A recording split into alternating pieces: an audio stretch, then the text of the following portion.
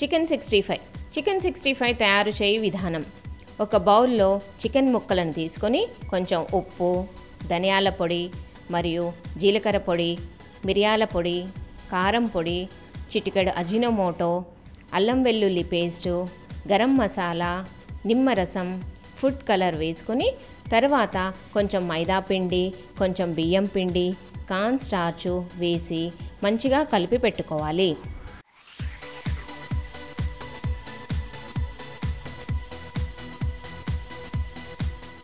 ప్యాన్లో నూనె వేడి చేసి ఒక్కొక్క ముక్కను వేస్తూ డీప్ ఫ్రై చేసుకోవాలి.